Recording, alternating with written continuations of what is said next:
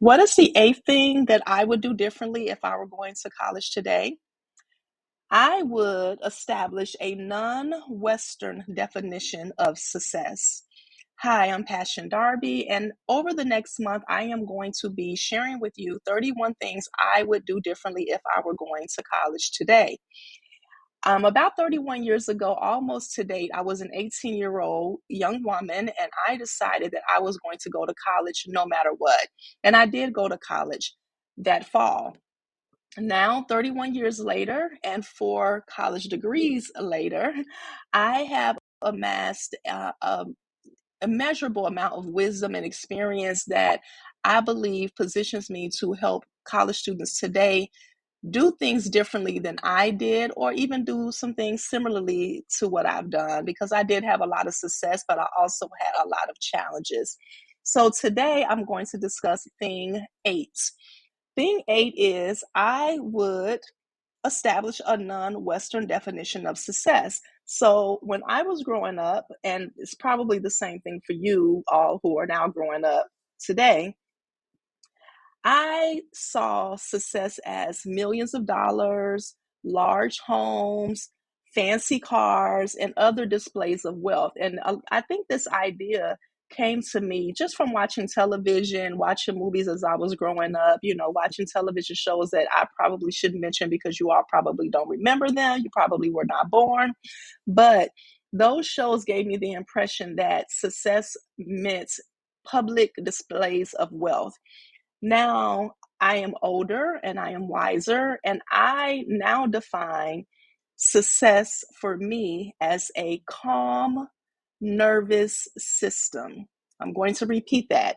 Success for me now is a calm nervous system. Now, I gathered this definition of success over time.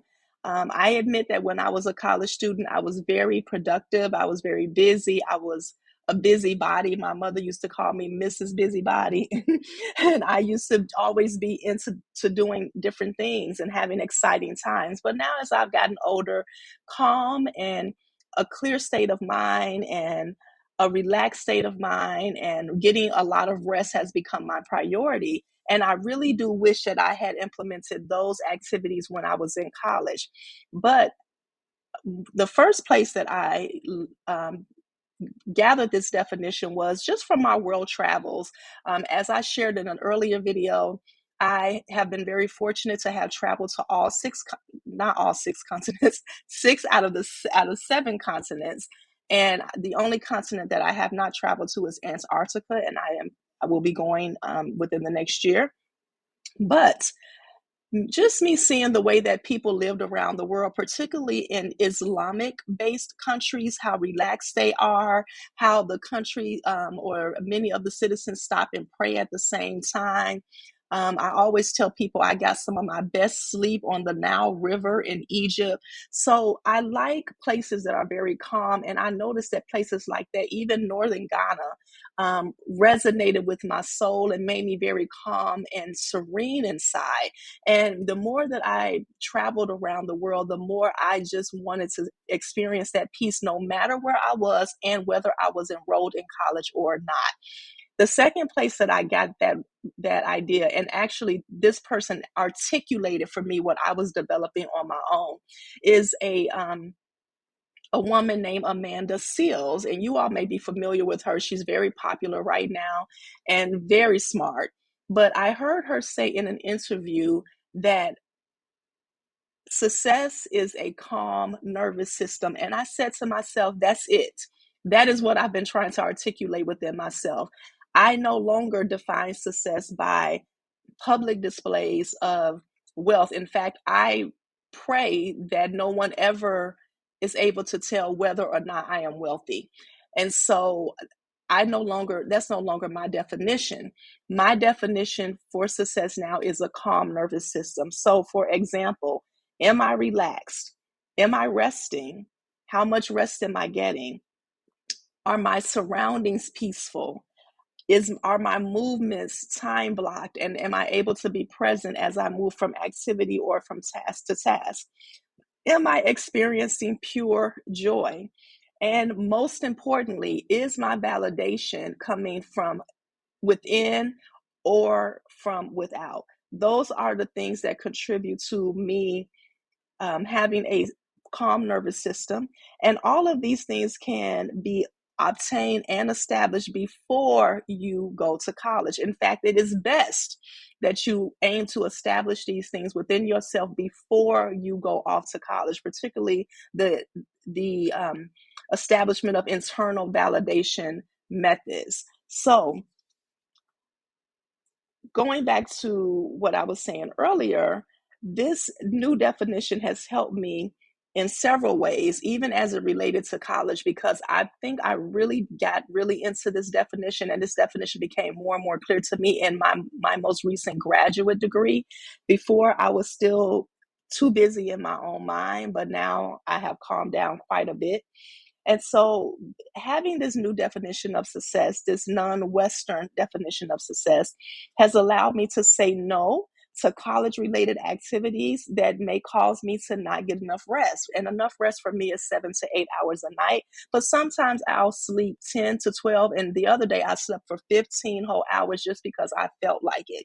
So if a college activity keeps me from getting sufficient rest, I do not do it, or I alter my schedule, or I say, I pass on that opportunity.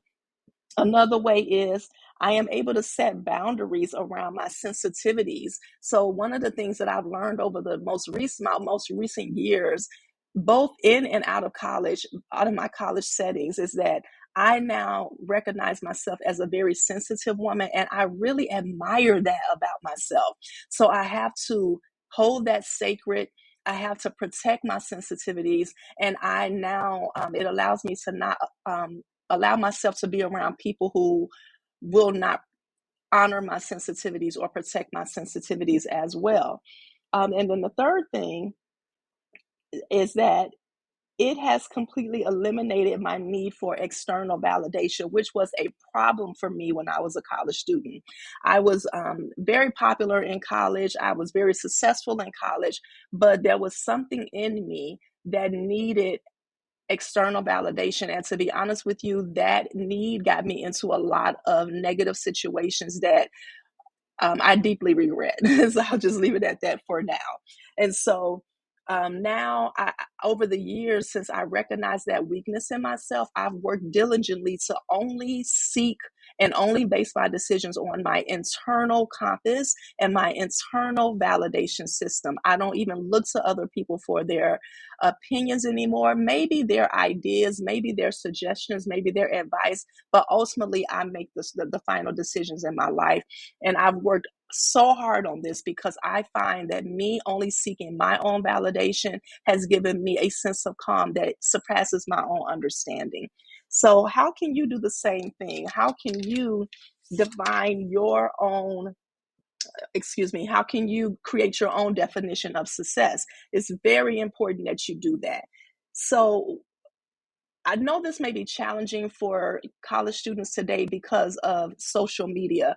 I can't even imagine what it's like to grow up with social media. I mean, it's overwhelming for even me, which is why I have removed myself from most of it. And I'm en route to removing myself from all of it because it is so overwhelming. And I can't even imagine being your age with all of these images flashing before your eyes all day, every day, even when you are in college classes. Whereas when I was growing up, we didn't have phones in the class, so we only had one vision, which was the lecturer that was in front of us. And from time to time, we might look to the side to our friends and play a little bit over that. But we didn't have telephones. We didn't have other visuals of people we didn't even know, in our faces all the time.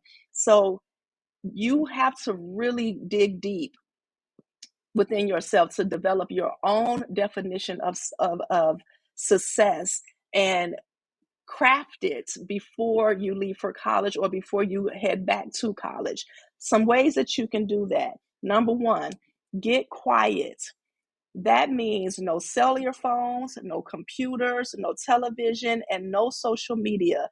Getting quiet will allow you to hear yourself think.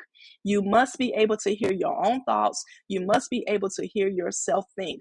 I know for me, I removed myself from Facebook for this reason. I barely am on Facebook anymore, but I had to remove myself because I really wanted to hear my own thoughts. And I noticed that over time, I was no longer hearing my own thoughts. So I had to retrain my brain to hear passion's thought.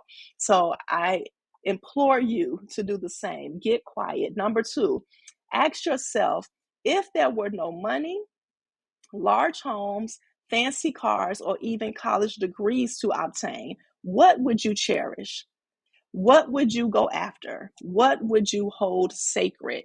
So you have to ask yourself. I know for me, um, I held freedom sacred, but along the way, as I grew up, I lost my vision of what freedom meant to me. And honestly, it never meant money. So once I got quiet, I was able to go back to my original definition. And I'm hoping that you can do the same, because what you need to know, young people, is that over time, the world, distractions, noise, outside noise can take you away from your inner voice, and it can take you away from your trajectory. So stay focused. Number three, learn to meditate and pray if you don't already do so. And during these times where you are meditating and praying, ask for guidance, ask for direction, and ask for inner peace. You need all three as you go to college. Believe me when I say that.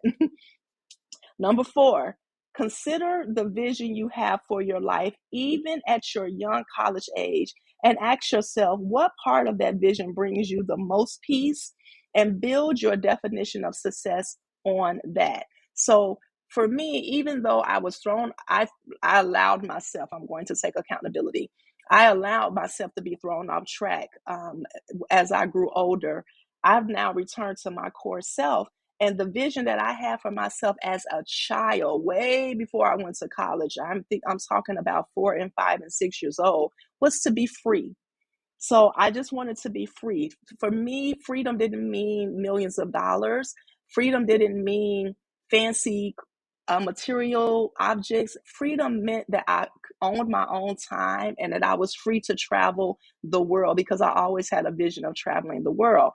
But most importantly, I just wanted to own myself, because I grew up around a lot of people who I cared deeply about, and it hurt me that they didn't own themselves, that they had to go to work every day and be mistreated oftentimes and be so worn down. And then sometimes I would even see them retire and they would die shortly thereafter. And that really broke my heart.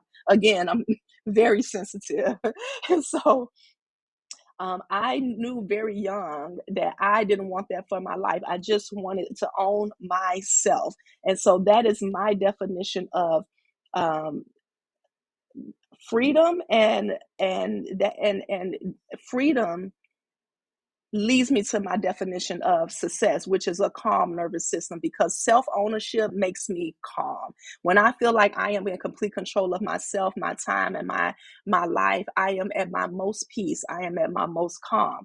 So I want you to think about these things as you go to college or return to college, because even as I'm preparing to go to another academic program, I will take my sense of my new definition of success with me.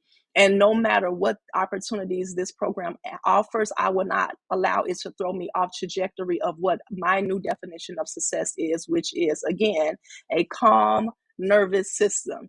I'm going to say it again so you all can really understand what that means, and maybe this could be your way of articulating what you are really hoping for inside, which is a calm nervous system. Believe me when I say it benefits you more than you know.